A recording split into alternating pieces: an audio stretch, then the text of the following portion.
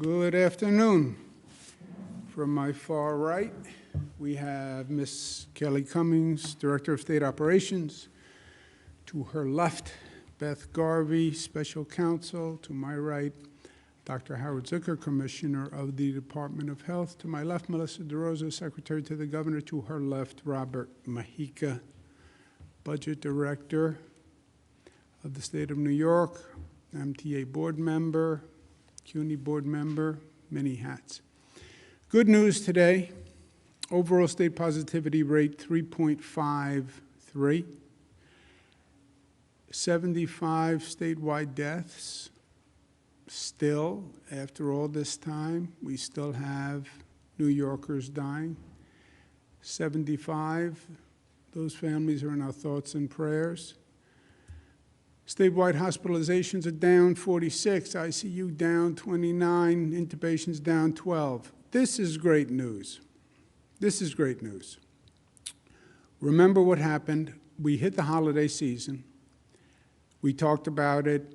Thanksgiving, holiday season, 37 days, Kwanzaa, Hanukkah, Christmas, more social gatherings. The number would go up. The number did go up. January 4th, it peaks. When you think about it, holiday season's over, New Year's Day, New Year's Eve.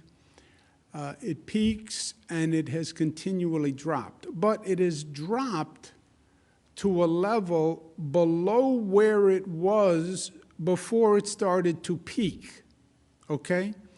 So Christmas, a little bit after Thanksgiving, but before we saw any big increase, we're about 6,600, go up to 8,000, and now we're down to 5,400. So we've really made tremendous progress, and this is really, really good news. It's not over, and we have to continue, but this is very, very good news. Percent of hospitalized is down across the state, and that's all good news. New York City is the highest at 0.04 right now. COVID positivity, which plus or minus relates to the hospitalization. Long Island, New York, Mid-Hudson. Long Island, New York, Mid-Hudson. What people should get from these slides or these numbers, ask yourself, why is there such a variance within one state? Why is there such a variance in demographic areas that are basically very similar? Why is central New York, Mid-Hudson, why is Mid-Hudson 4 times higher than central New York, right? These areas, same state, same basic demographics. It is about behavior. It is about behavior. It's about what we do. You take Western New York, 1.9. Western New York, for weeks, was a trouble area.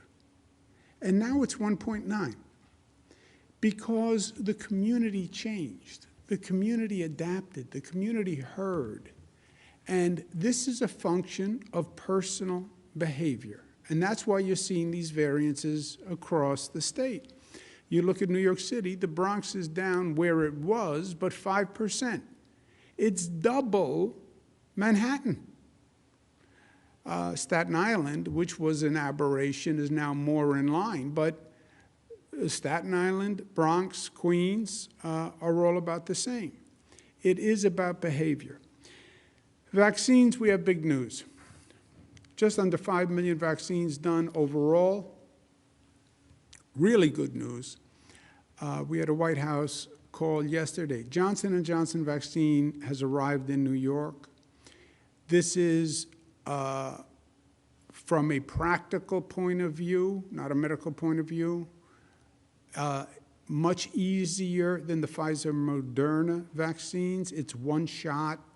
You don't have to come back for a second shot. You don't have to schedule a second shot. It doesn't take a second appointment. And there's no cold storage for the Johnson & Johnson. So it's a very big deal. We are expecting an initial tranche of about 164,000 doses, and I'll explain in a moment what I mean by first tranche. This first tranche, which is large, will be administered by radically ramping up the vaccination system. We had the Pfizer-Moderna. We were scaled to the Pfizer-Moderna. On top of that, the federal government then adds about 160,000 doses, which is a lot of doses for the state. So we needed extra ramp-up of actual vaccination operations because of this Johnson & Johnson influx. It's good news, but we have to then get it in arms as soon as possible. We've taken a number of measures, but among them, our mass vaccination sites, Yankee Stadium, Javits, State Fair, they're going to go to 24/7. I want to thank the staff very much that is willing to do that, because that is a big deal. And these are staff that are stretched to begin with. But they'll go to 24/7. You can make an appointment. That will only last for the duration of that initial first large tranche of Johnson & Johnson. After that first tranche of Johnson & Johnson, the production is actually going to slow and lag and then build back up again. So we have this one-time blip, one-time large tranche, good news, then it will slow, then it will ramp up again. But I'll ask Kelly Cummings, who's been doing a great job getting these mass vaccination sites to transfer to 24/7, and ask Kelly if she has any additional comment. Sure. Yankee Stadium will begin operations tomorrow night, Thursday night. The appointments open this morning. It will be operating with the Johnson & Johnson vaccine during the overnight hours, as the governor said, as the supply lasts. The Javits Center in New York City and the New York State Fairgrounds in Syracuse, they will begin operations on Friday night, and appointments will open tomorrow, Thursday at 8 a.m. for those two sites. Thank you. How many nights will these sites open 24 hours, 7? We're not clear yet. It's going to depend on how many people come in for the vaccine. I know there's a pent-up demand. I believe people will show up in the middle of the night to get the vaccine. But we're talking several days to a week in that range.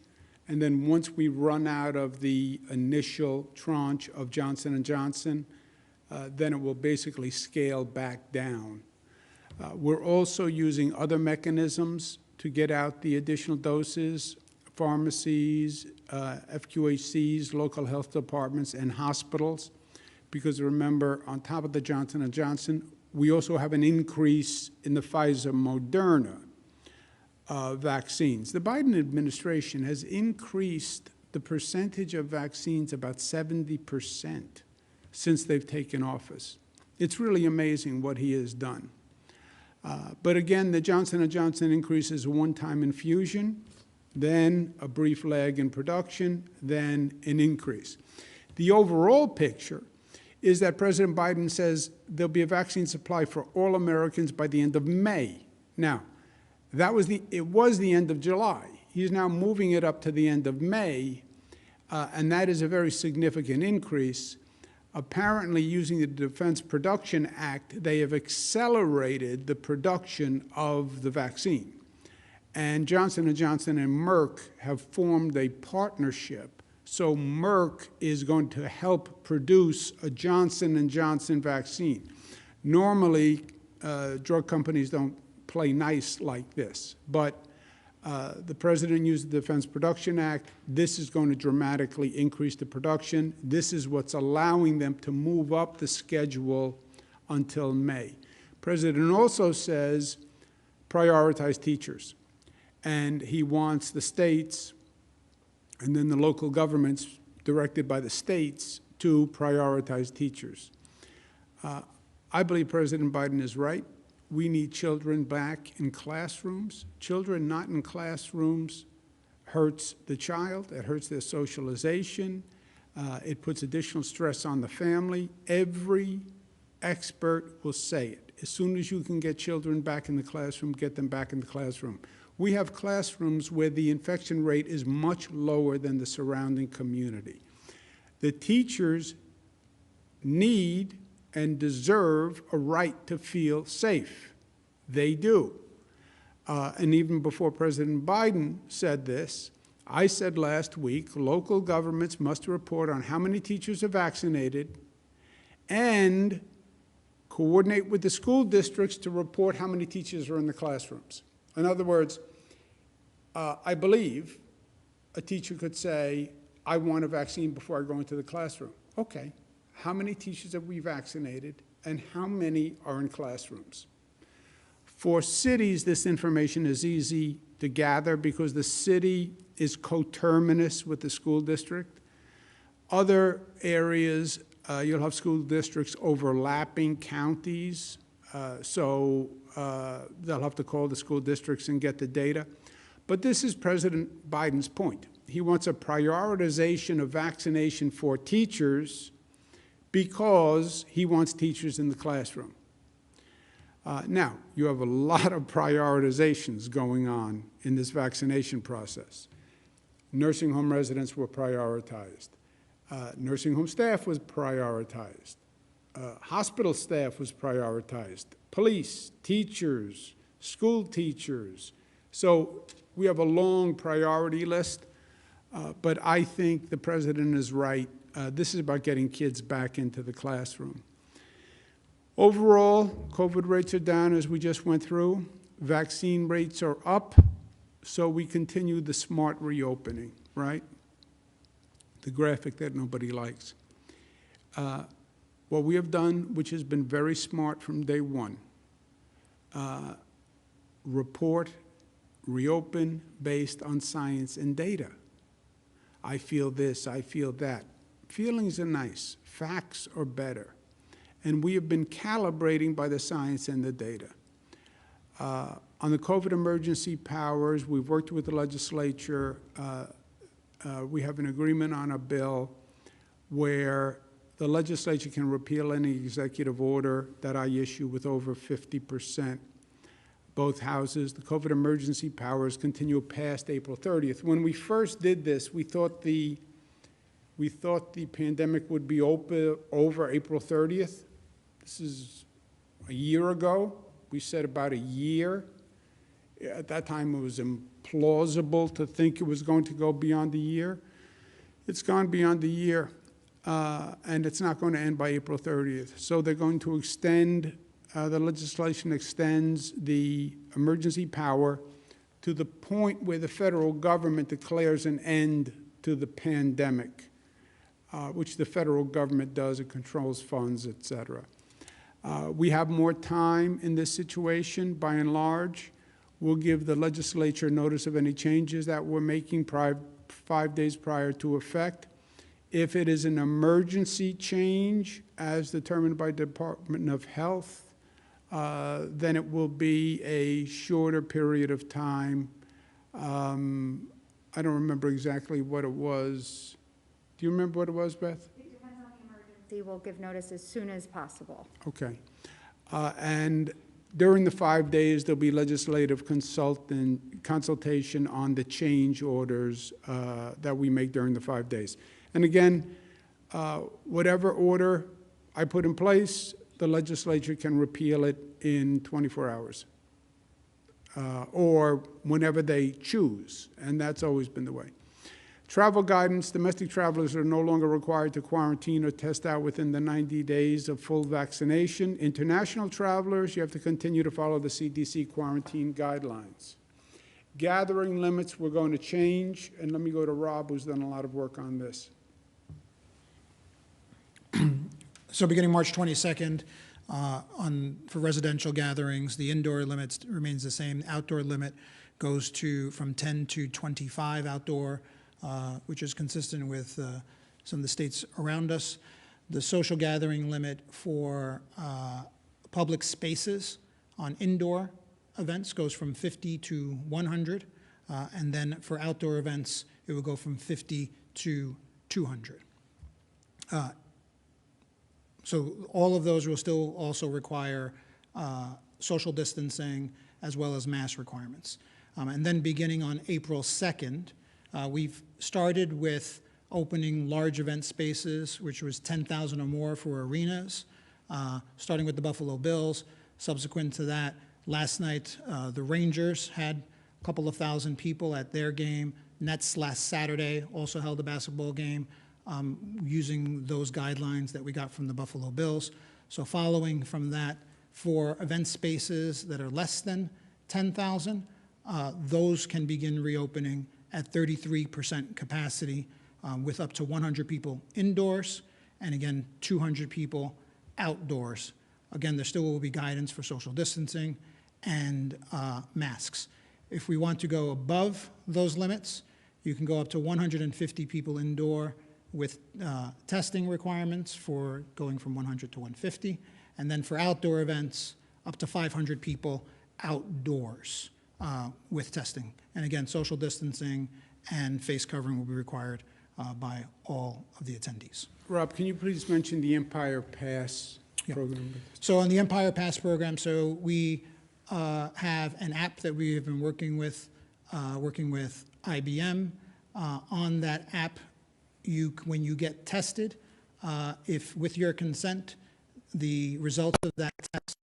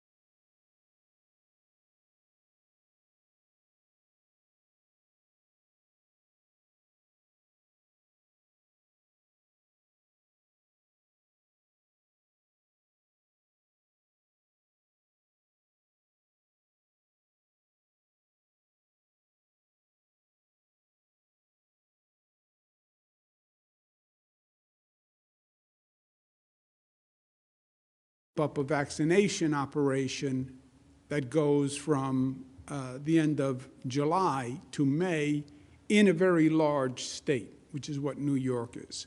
That's a challenge. The variants are still here. Don't think that there isn't an ever-present danger. And these variants are not just here. The variants are created all the time. The virus mutates all the time. And it's very possible that there's a mutation to the virus that is going to require a different type of booster shot. That's why this is so important to get all those vaccines done now, because the vaccines can protect you from the variant. But that is a lingering danger we're dealing with. And then you have the New York recovery, rebuilding, and finances. You know, when you deal with a storm, the first step is the emergency response to the storm. There's a hurricane. Keep everybody safe. Get people in out of the cold. Second step is the water recedes, and now you see the damage that you have to rebuild. The damage to this state, to this city, is extraordinary. And we're going to have a lot of work to do. And this is all happening at the same time. Environmentally, we can't relax too soon. I get it. COVID fatigue. Everybody wants the all restrictions gone. Everybody does. Yes, but you also have to be smart about the reopening. In my opinion, some states are going too far, too fast. And that is a danger because COVID is still a risk. And you relax those restrictions too far, you will see the beast rise up again. Smart, New York tough, smart, united, disciplined, loving. Let me make an unrelated announcement, if I can. I want to address the recent allegations that have been made against me. As you probably know, the Attorney General is doing an independent review, and I will fully cooperate with that review. Now, the lawyers say I shouldn't say anything when you have a pending review until that review is over. I understand that. I'm a lawyer too. But I want New Yorkers to hear from me directly on this. First, I fully support a woman's right to come forward. And I think it should be encouraged in every way. I now understand that I acted in a way that made people feel uncomfortable. It was unintentional, and I truly and deeply apologize for it. I feel awful about it, and frankly, I am embarrassed by it. And that's not easy to say, but that's the truth. But this is what I want you to know, and I want you to know this from me directly. I never touched anyone inappropriately. I never touched anyone inappropriately. I never knew at the time that I was making anyone feel uncomfortable. I never knew at the time I was making anyone feel uncomfortable. And I certainly never, ever meant to offend anyone or hurt anyone or cause anyone any pain. That is the last thing I would ever want to do. I ask the people of this state to wait for the facts from the Attorney General's report before forming an opinion. Get the facts, please, before forming an opinion. And the Attorney General is doing that review. I will fully cooperate with it, and then you will have the facts. And make a decision when you know the facts. I also want you to know that I have learned from what has been an incredibly difficult situation for me as well as other people. And I've learned an important lesson. I'm sorry. I'm sorry for whatever pain I caused anyone. I never intended it. And I will be the better for this experience. Thank you. Questions? Thank you, Governor. If you would like to ask a question, please use the raise hand function at the bottom of your window. We'll take a brief moment to compile the Q&A roster. Governor, your first question comes from Marcia Kramer of WCBS. Marcia, your line is now open. Please unmute your microphone. Governor, can you hear me? Marcia Kramer, the Dean of the Delegation. So, Governor, I have actually two questions. First of all, I wonder if, given the distractions of these two investigations, especially the one involving sexual harassment, you feel that you might want to step aside, or that you should step aside, especially in negotiating the budget, which could be one of the most important budgets that the state has ever had to deal with. And my second question has to do with the pictures that have surfaced of you touching the face of Anna Ruck. The reason I'm asking the question is that I've also seen circulated pictures of you touching the faces of people all over the state, young and old, whatever, and I wonder what you make of those pictures. Yeah. Thank you very much, Marcia. Let me take both questions. First, you're right about the state budget. It is critically important. The state budget is going to turn the page to the rebuilding phase. We've been working very hard to get funding from Washington to fill the gap, and that has been going well. We have to see what we actually get. But we then have tremendous financial needs on top of that. People have to pay their rent, they need food, et cetera. You also have New York City, which is in a very precarious situation. It's teetering, to use a word. Crime is way up. Homelessness is way up. Many people have left New York City. Hamptons, Mid-Hudson Valley, other states. We have to get New York City functional again, and safe again, and viable again. And we have to do that quickly. We have a new mayor that's going to be selected basically in June, I guess. Something could happen in November, but basically in June. And that work has to start right away. So yes, the budget is very important.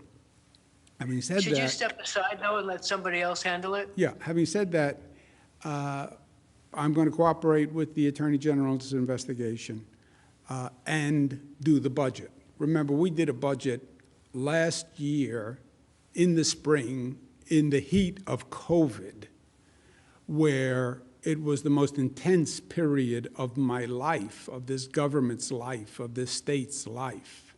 And we did both, and we'll do both here. On the pictures, Marcia, I understand the opinion of and feelings of Ms. Ruhr. And you are right. You can find hundreds of pictures of me making the same gesture with hundreds of people, women, men, children, etc. You can go find hundreds of pictures of me kissing people, men, women. It is my usual and customary way of greeting. You know that because you've watched me for, let's just say, more years than we care to remember. By the way, it was my father's way of greeting people. You're the governor of the state. You want people to feel comfortable. You want to reach out to them. I do it. I kiss and hug legislators. I was at an event in Queens the other day. Hugged the pastors and the assembly members who were there. So that is my way to do that. However, what I also understand is it doesn't matter. It doesn't matter my intent. What it matters is if anybody was offended by it. And I could intend no offense, but if they were offended by it, then it was wrong. And if they were offended by it, I apologize. And if they were hurt by it, I apologize. And if they felt pain from it, I apologize. I apologize. I did not intend it.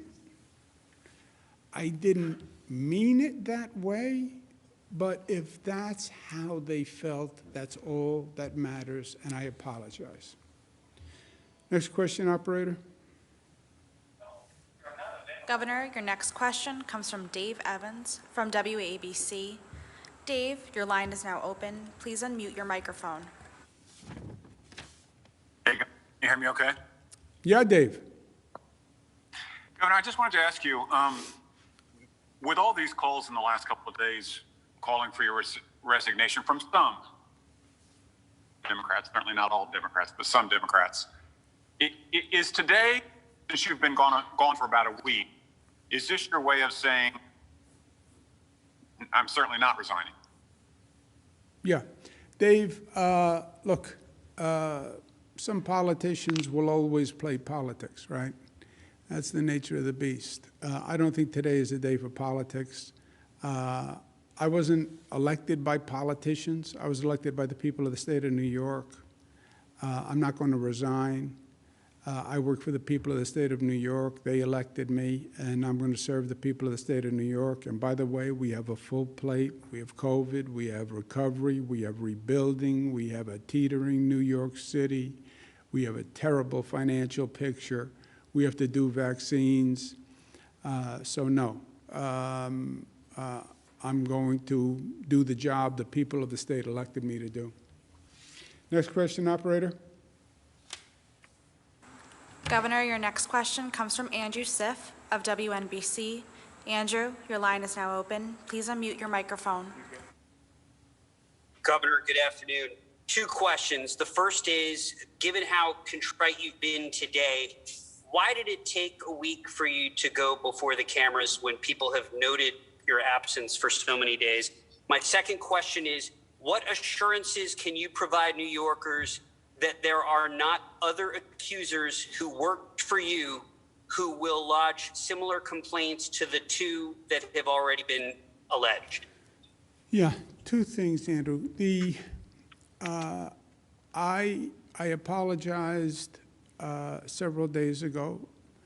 I apologize today. I will apologize tomorrow. I will apologize the day after. And I want New Yorkers to understand, because this is more, the facts will come out in the Attorney General's review, but I want them to understand the emotion, because it's really, for me, it's as much about the emotion. I never knew at the time that I was making anyone feel uncomfortable. I never, ever meant to offend anyone or hurt anyone or cause anyone pain. I feel terrible that these people felt uncomfortable, felt hurt, felt pain from the interactions. And I'm embarrassed by it, and I feel bad from it. I'm not in this business to make people feel uncomfortable. I'm here to to help them. That's the essence of what I do. I do not believe I have ever done anything in my public career that I am ashamed of. I didn't know I was making her uncomfortable at the time. I feel badly that I did. And I'm going to learn from it. Marcia asked me about, my usual custom is to kiss and to hug and make that gesture. I understand that sensitivities have changed and behavior has changed. And I get it, and I'm going to learn from it. Next question. Governor, your next question comes from Karina Jerry of WUTR. Karina, your line is now open. Please unmute your microphone. Thank you, Governor. Hi, how are you? Good, how are you? I'm good. So I actually have two questions. My first one is, if a member of your administration had done what you are currently accused of and have admitted to, what would you tell them and what would be a satisfactory disposition for you? Well, let's be clear on the facts. First, we haven't gotten the facts. Let the Attorney General do a review and let's get the facts. And that's what I said in my statement to New Yorkers. I'm a former Attorney General. I've been through a situation too many times where everybody has an opinion because they read this, and then all of a sudden the facts come out and it's a different situation. So wait for the facts before you form an opinion. And as I said, my behavior here, I never touched anyone inappropriately. I never knew at the time that I was making anyone feel uncomfortable. And if I ever did make people feel uncomfortable, which I now understand that I have, I apologize for it. But then let the Attorney General's office actually review the facts. Next. Yes, thank you. Thank you. Okay. Thank you. Next question, operator. Governor, your next question comes from Jeff Kulikowski of WSYR. Jeff, your line is now open. Please unmute your microphone. Hi, Governor. I was curious, and I know you said and apologized several times this afternoon. Who were you apologizing to? I was apologizing to the young woman who worked here who said that I made her feel uncomfortable and in the workplace. Were you also speaking to New Yorkers, Governor? Oh, to New Yorkers, I am saying that I'm embarrassed by what happened. I wear a pin that says pride, integrity, performance. That's what it says on the pin. You can't read it. Pride, integrity, performance. So I'm embarrassed that someone felt that way in my administration. I'm embarrassed and hurt, and I apologize that somebody who interacted with me felt that way. Again, I didn't know at the time I was making her feel uncomfortable. I never meant to, but that doesn't matter. If a person feels uncomfortable, if a person feels pain, if a person is offended, I feel very badly about that, and I apologize for it. There's no but, I'm sorry. Let's take one more question, operator. Governor, your next question comes from Jennifer Lukey of WHEC. Jennifer, your line is now open. Please unmute your microphone. Good afternoon, Governor. I actually have two questions, one for you and one for Melissa. Governor, have you yourself taken the sexual harassment training required by New York that all employers are to give to their employees? And Melissa, as the highest ranking woman in state government right now, and someone who interacts with the governor on a daily basis, how do you feel about these allegations against him? And what is your message to women who see you in your position and see these allegations against the governor? Short answer is yes, and I'll turn it over to Melissa. Just keep in mind, there are hundreds and hundreds of people who work with Melissa. We have more senior women in this administration than probably any administration in history. But I'll ask Melissa to respond. Again, I would just ask that everyone refrain from judgment until the Attorney General is allowed to do her work. We've asked her to come in. Everyone's going to fully comply with that. But I am incredibly proud of the work that this administration has done to further women's rights, to expand protections for women in the workplace, out of the workplace, maternal health, reproductive health, the list goes on and on and on. And I'm also proud that in my time as secretary, we've seen more women rise to highest levels in terms of commissioners and senior staff levels.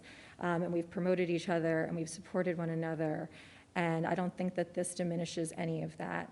And I look forward to continuing the work that we're doing in order to continue to further the women's agenda and strengthen women's rights for all New Yorkers. Okay. Thank you all very much. Have a good day. COVID numbers are good. Still be smart. Thank you.